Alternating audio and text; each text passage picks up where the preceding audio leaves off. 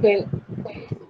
Good morning, everyone. Good morning, students, new students. Good morning to our biology, associate biology, and bachelor's biology faculty. Right. My name is Miss Karen Bautista, and I'm going to be coordinating this meeting today. We're going to start off by introducing ourselves. So I'm going to introduce myself first, basically tell you what I teach and what is my area of research interest, and then the other faculty will do the same. So my name is Karen Bautista. I teach microbiology, general microbiology, environmental microbiology, right? And my area of research interest is water quality management, and I've also been doing some work on antimicrobial techniques. So, the other faculty, can you introduce yourself, please?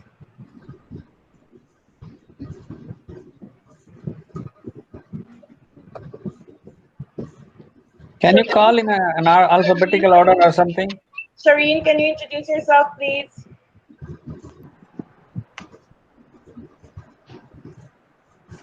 It's Good Shireen. morning. Okay. Good morning, everyone. My name is Shireen Arnold, and I teach biology and chemistry, biochemistry, general chemistry, organic and biochemistry, and I look forward to meeting you online very soon. At the moment, I'm working with microplastics in sediments and biota in terms of research. That's it.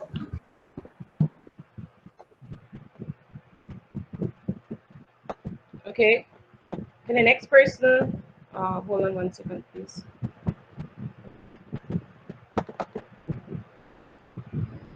Pedro, can you introduce yourself, please? Is Mr. Carrillo there?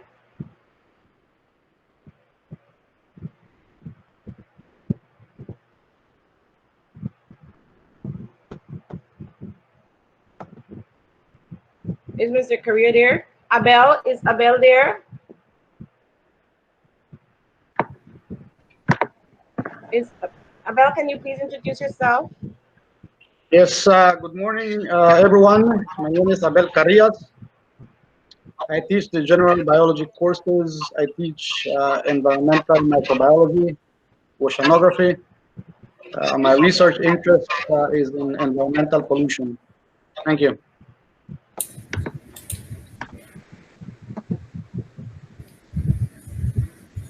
Is Pedro there?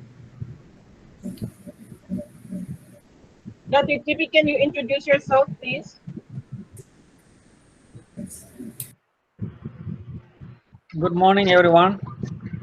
Welcome to the Faculty of Science and Technology and the Science Department. My name is Tipi Tyagarajan, and I am teaching lower plans, higher plans, scientific proposal writing, the labs associated with those courses, um, and maybe some other courses. My area of research is ethnobotany, plant antimicrobials, and then work with my colleagues on water quality or microbiology of food and stuff. And once again, welcome to UB and science.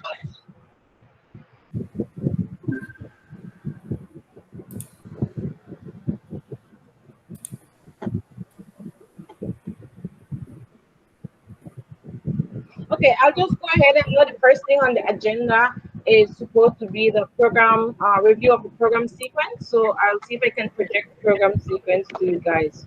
If not, I will ask Dr. D to project it and then I'll go through it because it seems like this one is giving trouble right now.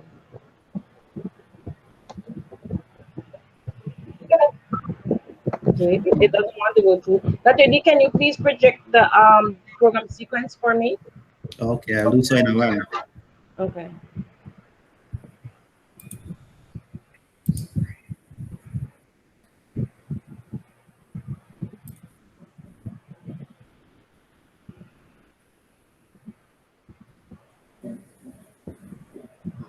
Okay, students, sorry about the technical difficulties. This is the program sequence for the uh, bachelor's degree biology program.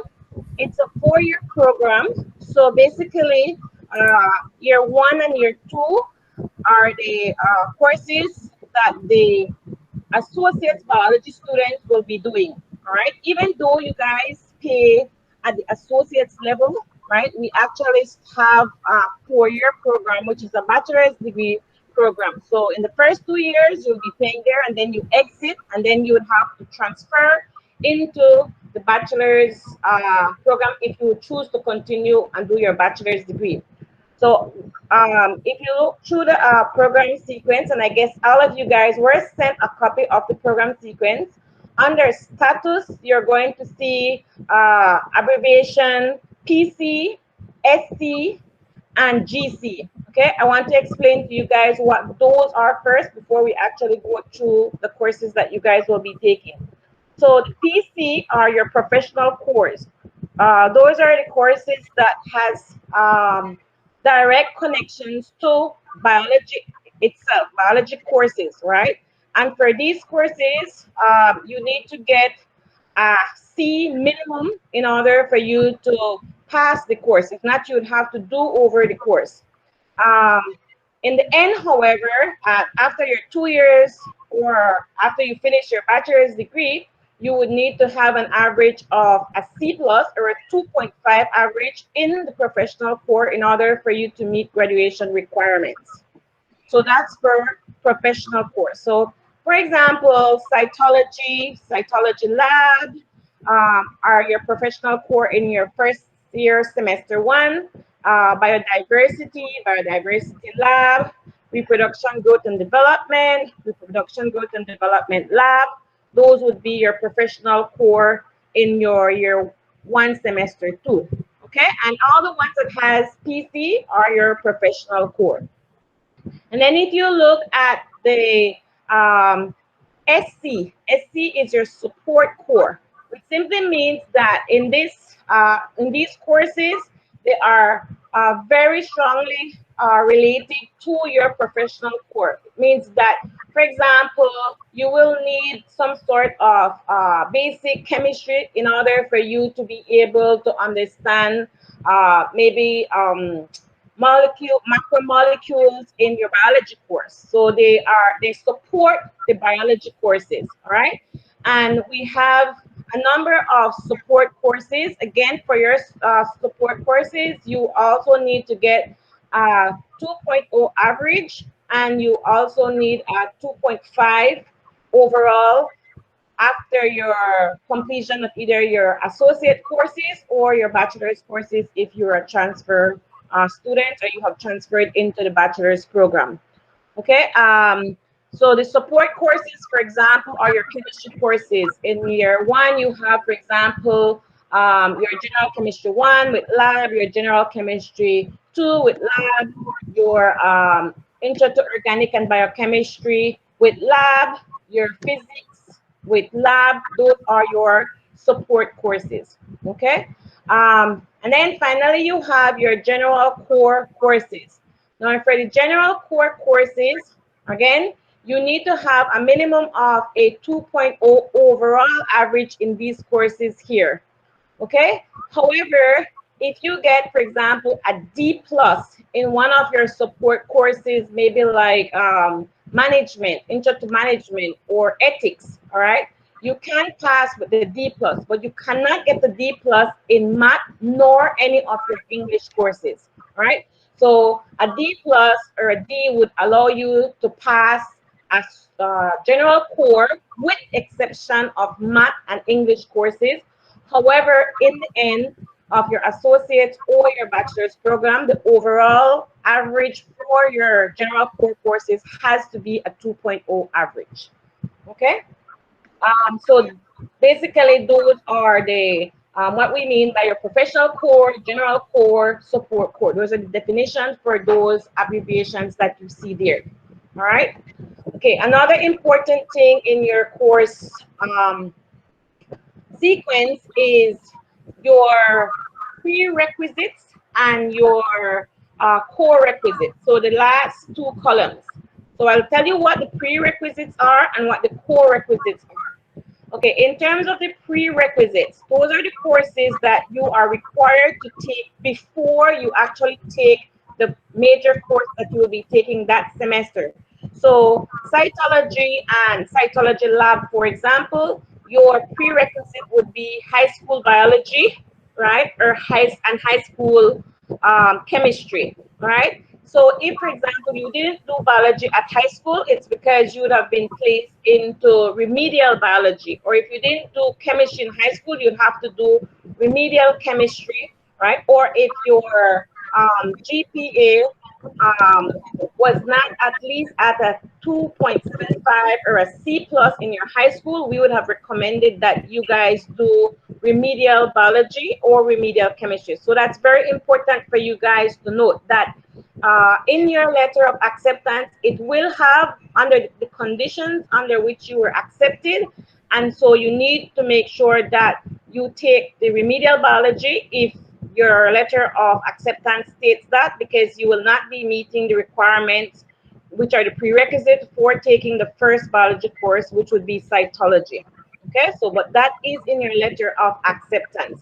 The lecturers will also ensure that you meet the prerequisites before they actually accept you in the course. All right, so they will be checking on that, so you can't really play games. All right, the core requisite, on the other hand, is the course that you take along with that course. So, for example, your cytology, which is biology, BIOL 1151, the core requisite is the lab for it, which is biology 1151L. And likewise, for the lab, the course is the core requisite. Okay?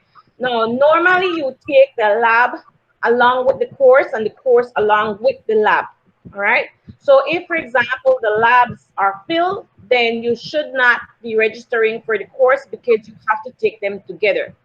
At the end of the semester, however, if you pass the lab and you fail the course, you only need to take over the course. Likewise, if you pass the course but you fail the lab, and you can only fail a lab if you guys are lazy, all right, because labs are meant for you to actually do well in, right, and support the theory part of the course, then you would only have to take over the lab. Okay, so but while you're registered for it, you need to register for both the class and the lab. So note the core requisites. All labs have to be taken along with courses. And it's very important that you guys make sure that you pass your first biology course, because if you go into year one, semester two, for example, Dr. D, can you point to biodiversity for them, please? You will notice that your biodiversity, the prerequisite is your cytology course and your cytology lab. So it simply means that if you don't pass cytology, you will not be able to move on with your biology courses, because you won't be able to take biodiversity lab, reproduction, growth and development, reproduction, growth and development lab. So you'll be actually behind. Okay, and if you go into year two, semester one, again, if you notice what the prerequisite for plant phys and general genetics and evolution is, it's again your cytology. So your cytology course is very, very important for you to pass. Okay, and this goes the same for your chemistry, all right, which is the support core. So on the first semester, um, you have general chemistry 1 and lab. Okay, in the second semester, you have general chemistry 2 and lab. You must pass general chemistry 1 before you can move over to general chemistry 2. Okay, so even if you pass the lab for general chemistry 2, because they are core requisites, sorry, for general chemistry 1, because general chemistry 2 is core requisite with general chemistry 2 lab, it means then that you will still not be able to take your general chemistry 2 class. You must pass both class and lab for general chemistry 1 for you to move on to general chemistry 2 class and lab. Okay, so it's very important that you guys make sure that you're focused, you do very well so that you pass your courses and can move on, because if you don't pass and you become out of sequence. What we call out of sequence means you're not in the sequence as stated in the program here. Then we cannot guarantee you that the following semester you will be able to get into all of the courses that you want to get in, and then you will be not be able to complete your degree in 2 years, or if you're doing the bachelor's in the 4 years. Okay. All right. So I will just go from the top, the courses that you guys will be taking in that semester very, very quickly. So Dr. D, can you move to semester one again for me? Okay, so in semester one, you Excuse me, have, Ms. Karen. yes. Can we quickly present the lab portion so that we can move to the chem? Okay, Rolando, I will take like 2 more minutes in this and then I should be finished with this. Okay, and then you can go ahead. Sure. Okay. Okay, so for the year one, semester one, okay, your uh, professional core would be cytology, and then the support would be general chemistry. Another important thing I wanted to mention is the general core is taken by the entire university. So here it's recommended that you take College English 1 and Intermediate Algebra. However, if you're unable to get into those courses, don't worry about it. In the case of College English 1, right, it's going to be offered every semester, including summers. Likewise with your intermediate algebra. So you don't necessarily have to take it in the first semester. Okay, it's recommended you take in the first semester, but you don't have to. All right, where you see those little asterisks, basically those asterisks signifies another general core. So any of the general core, Dr. D, can you go to that section that has all the general cores for me?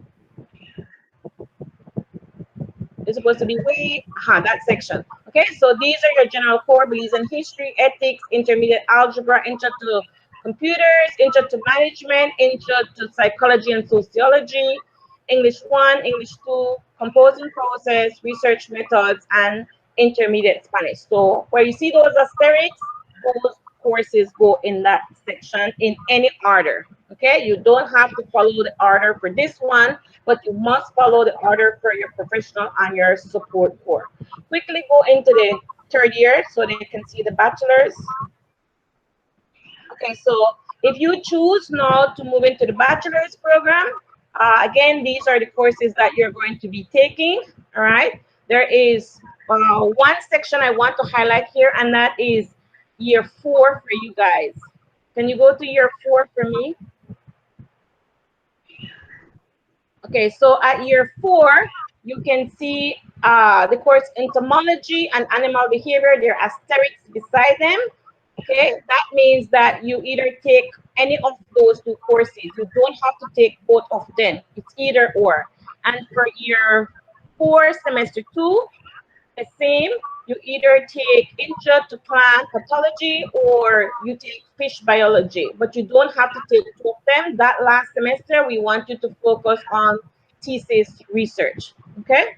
We asked Rolando for you guys for him to present on the lab since he has to move to another meeting. And then if you guys have any questions on the course sequence, I am going to answer your questions. So can you just write down your questions pertaining to the course sequence for me, please?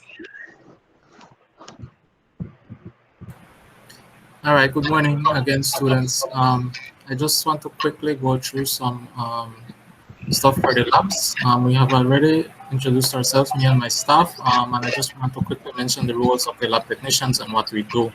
So our main roles are to manage the labs and oversee its function and the maintenance. So basically we are tasked to prepare and deliver many lab sessions in the fields such as chemistry, botany, molecular biology, marine biology, etc. Our role also includes maintaining a safe working environment for everyone working inside the lab setting. Okay. Now with COVID-19, we have a new set of norms that we will have to be following, especially with social distancing. So the lab rules will be covered in the first lab session. So it is important that students show up for the first session. Okay, so we will be discussing all of this stuff. We will be having reduced number of students per lab. Okay, so a maximum of 12 students per lab. Usually we have over 25 students in a lab, and that is being reduced to accommodate social distancing.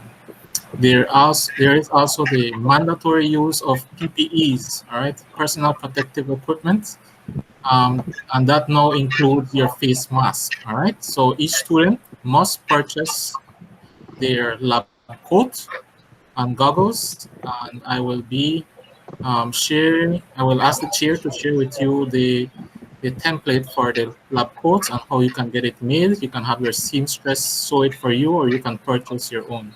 And the goggles, of course, you can purchase at most hardware stores. Um, like I said, face masks are mandatory. All right, you will not be allowed to enter the lab without a face mask or your other PPEs, and we must maintain social distancing as best as possible. Um, Washing of hands will be mandatory before entering and when leaving the lab. So those are just some things that I will need to mention before we reach lab times. Okay. If there are any questions.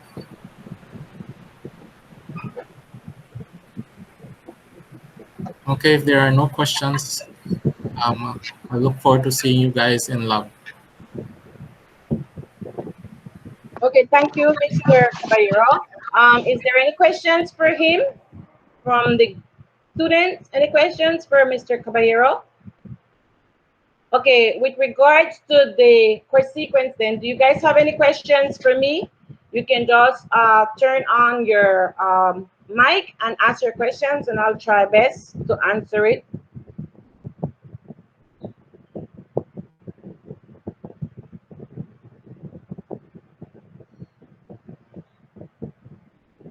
Students, you guys have any question with regards to the program sequence? If you're shy online, you can also ask your questions when you meet with your advisor. All new students have to have individual Google Meet meeting with their advisors tomorrow and Friday. So make sure that you contact your advisor to meet with them. That is if you're shy to ask the question now. If not, you can ask your questions and we will answer. I give 1 more minute before I move on if you have no questions. Can you Yes, Dr. clarify that for the students coming from associate program from other JCs, that we do the course transfer between now and we meet with them also? I don't want them to panic like, Okay. well, I don't have a cytology in my course sequence, but you tell them we go by equivalencies. Okay, Dr. D will be going through the transfer of courses, but just a quick overview. All students who are coming from the different junior colleges, right? The majority of your courses, I would say at least 75% of them, would be transfer from your associate's program to your biology program. You may not have, for example, cytology on your JC, your junior college transcript. However, you may have cellular biology or general biology 1, okay? So it's very important for you to meet with your advisor. The advisors will try and do your transfers before you register. But if, for example, you have issues registering because it has not been processed, then they will be able to assist you. So Dr. D will talk a bit more on the transfer of courses, but it's important for, especially for the students that are transitioning from the junior college to the bachelor's program, for them to meet with the advisors, read the transfer of their courses, because we try to match the course that you take as much as possible so you don't need to take over that course. Okay, sometimes, for example, if you are a biochem major, right, then you may be exempted. You may not have a course, for example, called Introduction to Organic and Biochemistry at your associate's program. However, you would have, because you're a double major, you would be waived from that course. Okay. Oh, and it's also important for the bachelor students to know that because it's a 4-year program, it simply means that every course on that program sequence that was sent to you must be completed, which means the course from year 1 right through. So it doesn't necessarily mean that you will go straight to year 3. You must complete all courses, and that's why it's important for you to meet with the advisors, read the transfer of your courses to see which one from the associates program you have not done, so you register for those ones as well. Okay, any question? um Hold on 1 second, let me see in the chat if I can see any question. All right, answer that already. Student asks, are professional course second semester courses being held this semester? Professional course second semester courses being held this semester. All the courses that you see in the program sequence are being held this semester, but theory are being held online, and only the practical courses are going to be held, or the labs are going to take place on campus face to face until otherwise told, right? But for now, right now, all theory courses are to be held online, and all labs will be held at the lab for following the safety procedures that Mr. Caballero had mentioned to you guys earlier. Okay. A student asks, if you are a transfer, do you need to take the subjects that are on the course sequence that you didn't take? Yes, that's what I just mentioned, right? So all courses that in year 1 and 2 that you have not taken at your junior college, you must take them. All right. So if you plan very, very well with your advisor, you will still be able to finish in the 2 years, all right, or the 2 years and the summer that is in between, all right, and meet your graduation date in May, all right. But again, it's important for you to meet with your advisor so you can plan very well. If not, you might just take 2.5 years for you to finish the bachelor's program. When I went online to see what course was available, I always saw year 2 courses, nothing from year 1 and semester 1.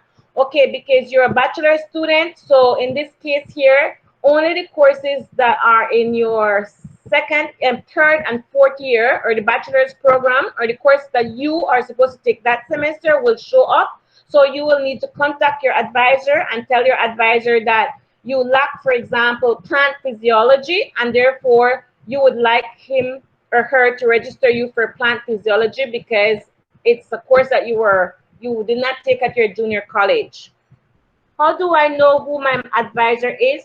The secretary of the department, Ms. Liane Badios, had sent all students a list or the name of their advisor, and also some documents that were important for you to have read online, read this meeting, etc. So you should have it in your mail who your advisor is. If you do not have an advisor or a letter wasn't sent to you, perhaps you were registered late, and it's important for you to call the university and ask for Ms. Badio, the science secretary, so she can assign you an advisor. Is there any other question? I've read all the ones that are in the chat.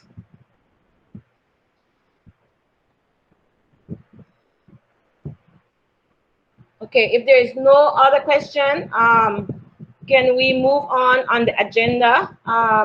Dr. Tippy, can you go ahead and present your part for me, please, on probation and block? We already did the staff part, the lab staff introduction. So Dr. Tippy can go ahead and present probation and student block.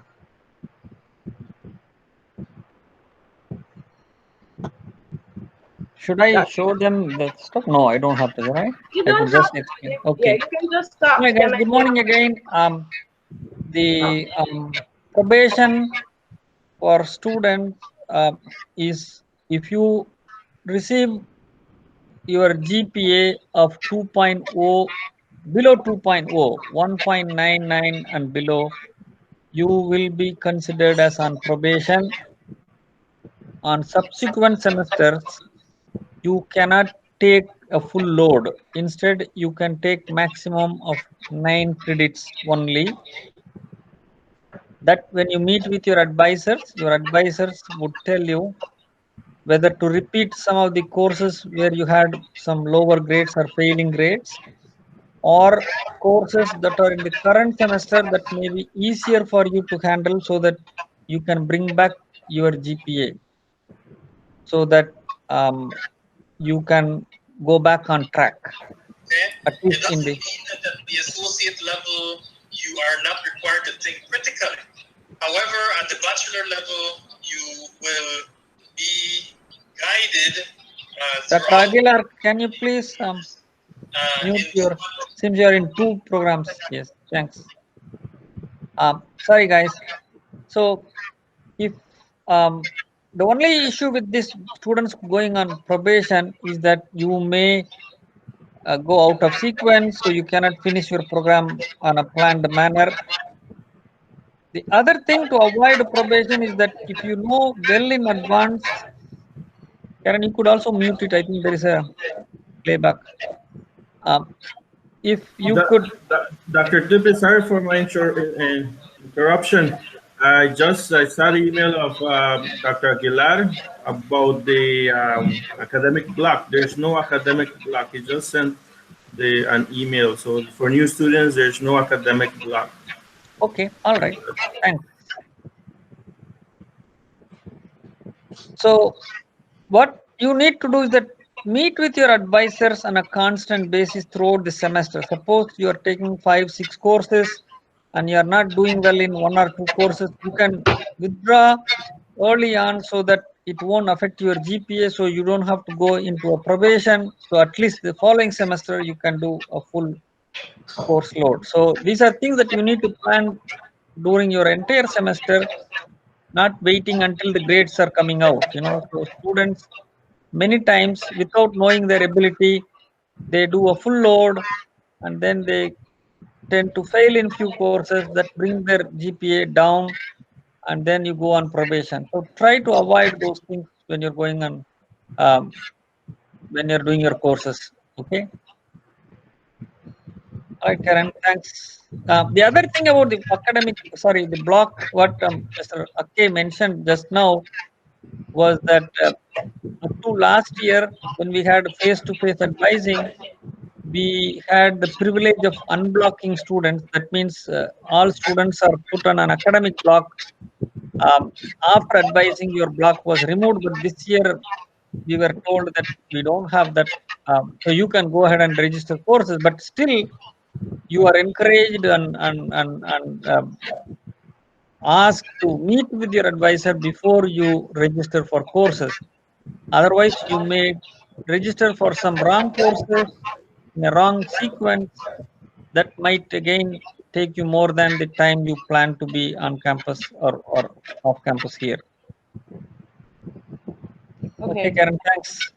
Okay, any questions for Dr. TP from the students? Okay, like he mentioned, again, even though you guys are not blocked and you can register on your own, it's important for me to meet with your advisor. I've seen cases where at the end of the semester, students find out that they have done a course that they didn't need to take, right? But it's because they didn't meet with their advisor and ensure on the transfer of courses. So please make sure, guys, that you meet with your advisor, set up your meeting on Thursday and Friday of this week before you register next week. Okay, we are going to move on. Dr. Daniels will be telling you guys a bit about the program change and the transfer of courses. Dr. D. All right, a pleasant good morning once again. I'll be talking about program change. What does it mean? So we have that there are times when students go into a program and after one semester they realize, you know what, I'm not sure if that's my program.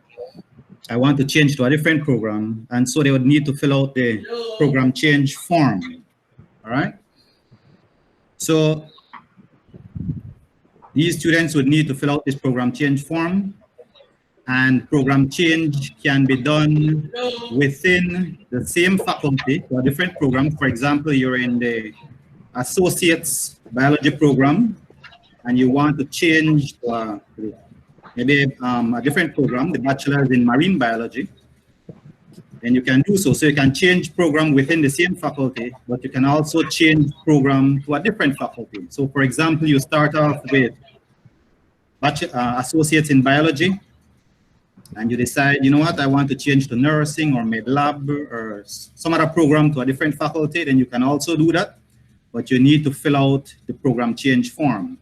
Please note that a student who have been accepted into a program must complete 1 semester in that program before she can change program. All right. Program change can also be done for a graduate of UB. You will have up to 1 year after graduating. So let's assume you're in the associate's biology program, you finish. For whatever reason, you cannot continue straight into the bachelor's program. So you take a little time off. You will have up to 1 year to fill out the program change form so that you can transition into the bachelor's program. After that 1 year, then you'd have to go through the entire application process all over again. This part is extremely important, which is the transition from, for example, the associate's degree to the bachelor's degree level. So when you're doing your associates in biology, at the start of your last semester, you will need to fill out the program change form so that you can transition to the bachelor's level. All right, this is extremely important, and this is done within the same faculty, and it is also done if you're going into a different faculty as well. All right, so it's extremely important for you to fill out this form at least 1 semester before you do the program change. All right. So what's the process? The student would have to get the program change form from the records office. They would need to fill out that form. On that form, the student would put in their name, student ID, put the current program that they're in, the new program that they want to change to, the proposed semester to start the new program, the academic year, and of course, the reason for that program change. The student will then need to sign that program change form, then take it to the advisor for his or her signature. Thereafter, take it to the chair, and then they will take it to the dean of the program that they're in, and thereafter take it to the new dean of the new program that they want to enter. All right, so that is the procedure of doing a program change. Is there any question with respect to program change? The program change form is available at records office, and I believe it might be available on the UB website as well. All right, so if there are no questions for program change, then I transition into course transfer, which Ms. Karen has mentioned already. Course transfer is extremely important for those students who are coming from a junior college and going into the bachelor's program. It's extremely important that those courses that are transferable be transferred by your advisor. So it's extremely important that you know who your advisor is, and you meet with your advisor either tomorrow, Thursday, or Friday, and discuss all these things with him or her. So all those courses that are transferable, your advisor will transfer them, and you make sure that on your program sequence, you take note of all those courses that are transferred. That way, you will have an idea of all those courses that you need to take before you can actually get into your program. All right, so please make sure that you meet with your advisors to do the course transfer, all those courses that are transferable from your junior college to here at UB. Those ones that are not transferable, like Ms. Karen mentioned, you will have to do them before you actually get into your program. All right, is there any questions?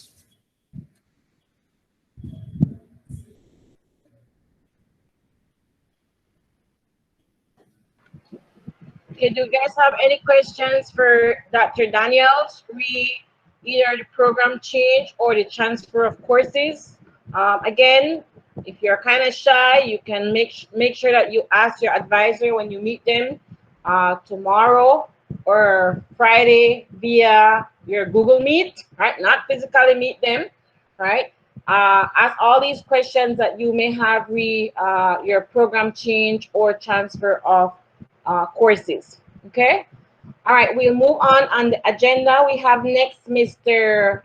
Ake, who will be talking to you a bit about this new online platform, right? And the importance of you guys ensuring that you are online when your classes, because even though we'll be recording and posting the classes, it's important that if you want that to feel that classroom setting, then it's important that you guys are present, right? When we have the class assigned or when we're teaching the class, so you can ask your questions directly then to the lecturer, right? Because it does not necessarily mean because you're online that your lecturer will be answering emails as such with regards to the classes, right? The questions with regards to classes will be answered during the class sessions, okay? So Mr. Ake, can you go ahead and review for us a bit on the online modality? Yes. Thank you, Ms. Karen. Yeah, so I will be talking about what the new students you guys will need to be doing and what you need to have to do to go on to the new normal for the academic year or the beginning of this academic year. First of all, the course outline is of importance for you, all right? So when the course outline is given and it's uploaded, normally it will be uploaded in Moodle. That course outline will be basically your academic contract with the lecturer assigned to each course. Why? Because right there, if you apart from the academic policies, it will also have the types and number of assessment whereby each one of you will be graded or evaluated. Also, the content will be shown by weeks, okay? And the dates for submission of these assessments will also be there. Now, for this new normal that I just spoke about is that need to now manage your time and space at home.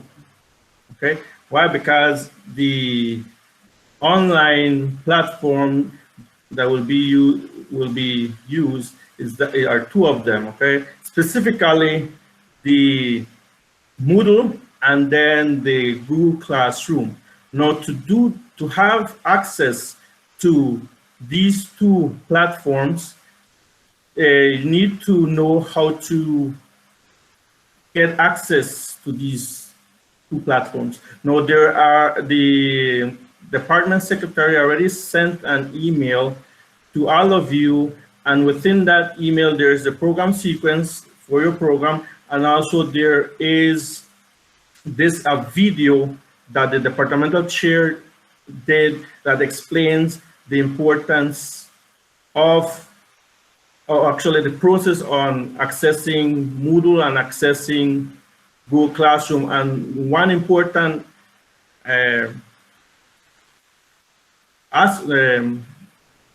factor or item to have, guys, is your UB student, okay? Now, those that have transitioned from associate biology to bachelor's biology within UB, UB student email will change, okay? So by starting, and I encourage you all to start using this new UB student email, which is at, starts with your student ID number at ub.edu.bz, all right? So that is a very important thing for you to know, to have and to activate, because with that UB email address, you will get access to Google Classroom and of course to Moodle.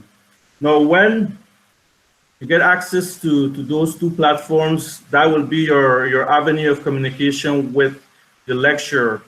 Now, the course outline, on the first page of the course outline, they will have about three stipulation in terms of how the course will be conveyed, the modality, all right? And there's two ways. In one it is online, and the next one will be blended. Now, blended means that it will be online and also face to face in terms of a field activity or a practical.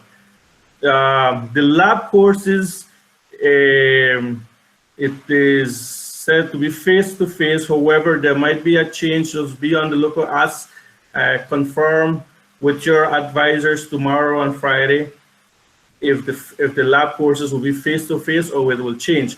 For now, the theoretical courses will be blended or online. Now, when the course is specified to be online, it will either be synchronous or asynchronous. Now, what's the difference between these two words? Simply is that synchronous means that it will be online. However, the student will be required to be present during a lecture session, and this lecture session will be through Google Classroom, right, or Google Meet. And some lectures will take attendance, so students will need to adhere to those dates and that time to meet, to go over, to participate in the lecture session. All right. The difference with asynchronous is that the student doesn't need to be present on that session or on that assessment, a test or a quiz. It will basically, asynchronous is self-taught. Whenever the student is free, let's say if some students work, or have a part-time or full-time, whenever in the night the lecture session will be there recorded and for you to go through, and also the assessments will be on whenever when the student have time to do the assessment. So that's the difference between synchronous and asynchronous. Okay. Now, in terms of where the assessments will be given, Moodle platform will be used to give the assessments of quizzes and tests, and some other assessments of forums, but that is all detailed in the specific course outline. The Google Classroom platform is mainly for online lecture sessions. Okay, so if you have any questions or comment, I think I covered the online or the new normal when it comes to carrying out this beginning of this academic year. All right. Any questions? Clarifications? Okay, do you guys have any questions for Mr. Ake? There's one says, is there any early registration date? Ms. Karen, can you address it now? No, I think registration starts on Monday. It's next week that is registration all during that week, right? This week here is basically for orientation and meeting with the advisors. Like I said, you have to meet with these advisors so you're set to register next week. And it's also important for you to register as early as possible. We don't have lots of students online, so for these students online, registration normally opens on Sunday night at midnight, and the classes go extremely quickly. So if you have to be like right there dogging your computer, make sure you're there so you get into your courses, because once the courses, especially your general core courses are filled, then it's not going to be easy. Even though it's online, there is a capacity for online courses as well. Okay, so you want to register as soon as you can. Okay, any questions for Mr. Ake before I move on? Okay, now, although all of this semester will be mostly online except for the lab, I just want you guys to know that this is not the way that the university normally functions, all right, or especially the Faculty of Science and Technology.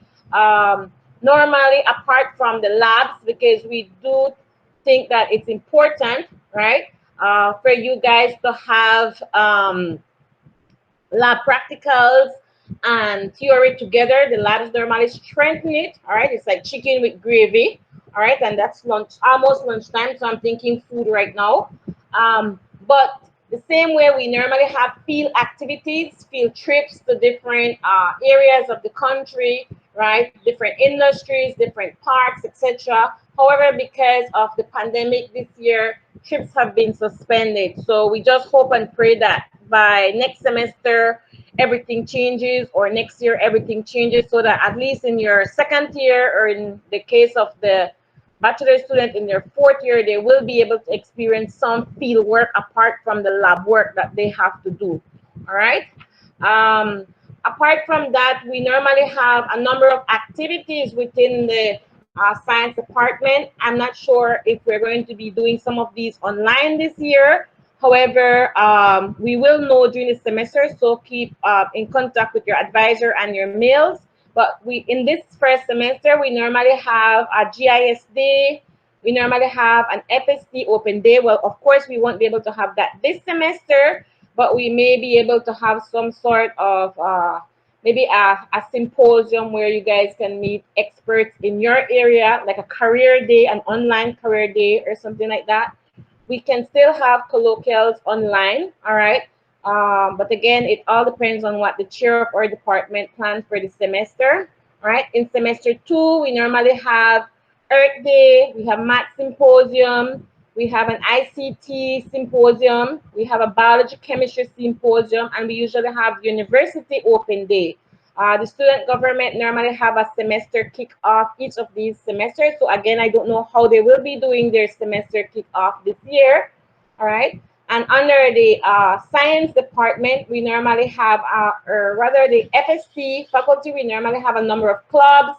We have a forestry club, we have an environmental club, we have a math club, we have a chemistry club, okay? So it's not, this is a whole rare situation that we are in. And so it's important to know that it is not like this that the faculty normally functions, all right? But we'll try our best to try and make your classes as interactive as possible. So like I said, it's important for you guys to make sure that you're online when we are teaching, all right? Another important thing I want you guys to know that was supposed to be in your letter is for the associate biology student is your ATLIB scores, all right? Because your ATLIB scores will determine your math and English courses that you are required to take this semester. Again, it should be in your letter of acceptance, all right? But if you had a ATLIB math score that is less than 35, it means you will have to take pre-college math before you can take intermediate algebra.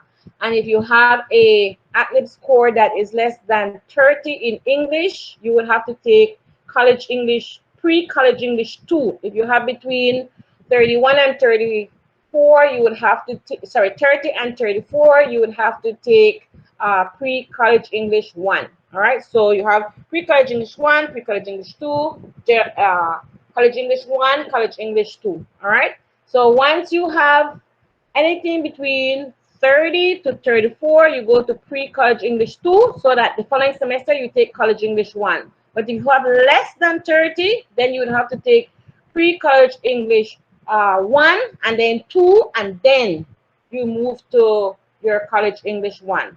All right. So again, you can talk to your advisor about this as well. All right. All right. Any questions you guys have? If you have no questions, right, then we're basically finished unless this member of staff want to share something. Can you mention about the Spanish placement also, Karen? That okay. Well, for students who are in the associates program, you have to take lower intermediate Spanish for you to meet graduation requirements. All right.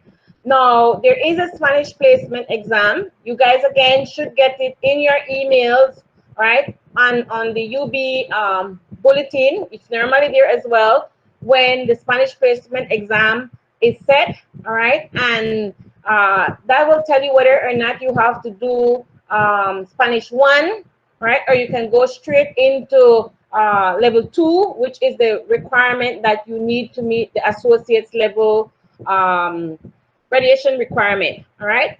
If you're in the bachelor's program, on the other hand, again, you may need to do level 1, then level 2, then level 3. But if you take the Spanish placement exam, you may be placed directly in level 3 Spanish. Or if you're a Spanish speaker, or not necessarily have to be a Spanish speaker, but you know Spanish and you do well in Spanish, then you may pass the exam and you may be exempted from doing the Spanish course totally. All right, so it's important that you look out for the dates for the Spanish placement test.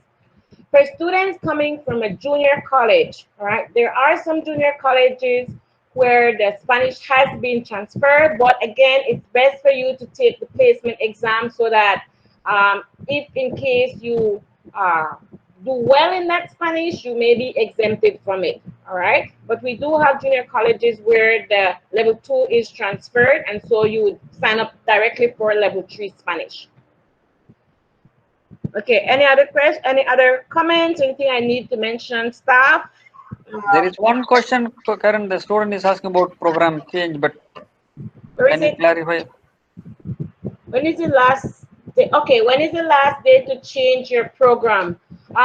Normally you have the program change within the semester. So in semester 1, if you don't like, for example, you're a biochem major, all right, and you want a program change, then you have to make sure that you submit your program change for the January semester by October, right?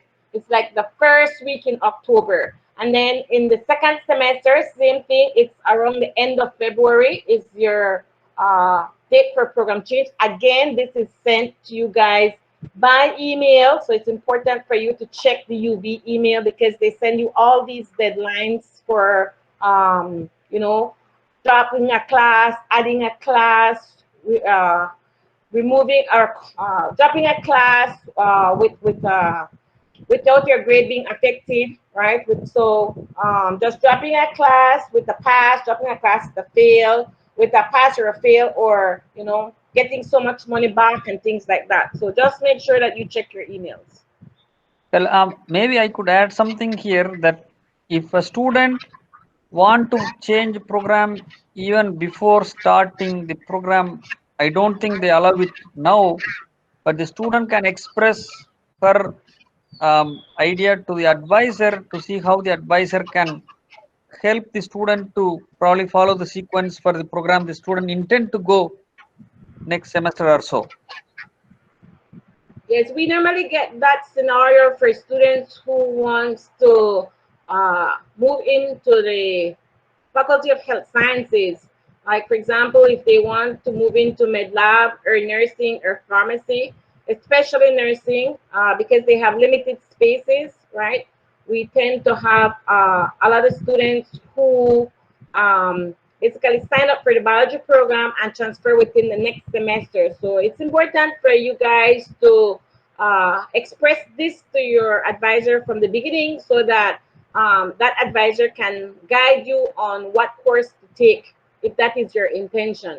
All right, because you can still take your cytology course, but in the nursing program you normally do general biology. All right, and you may think, oh, general biology is easier than cytology, but cytology is just more specific. So if not taking general biology, you may not get all the prerequisite material that you need for you to take, for example, your anatomy and physiology in the nursing program. So it's important for you, again, to talk to your advisor and tell your advisor what your intention is. Because we do have students who apply into a program, right? They decide that they're going to do this program, but just because they couldn't get into another program, okay, then they program change afterwards. Any other questions?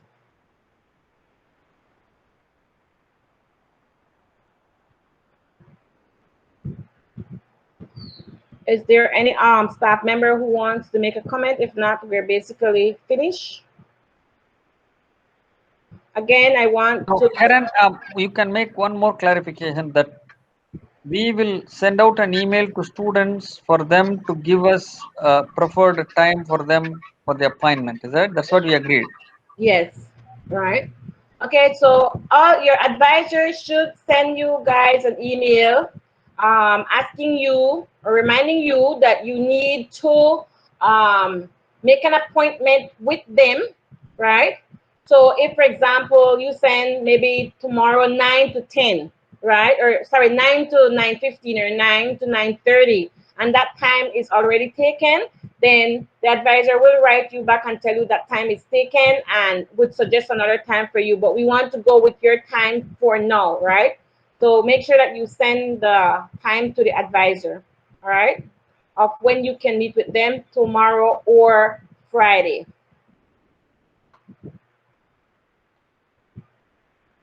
Any questions? If not, again, welcome to UB Science Department. Have a nice day, all right? And we'll be signing off, all right? Thank you guys for listening. And it's recorded, so you guys will be able to go back to the meeting and review if you have anything, any concerns.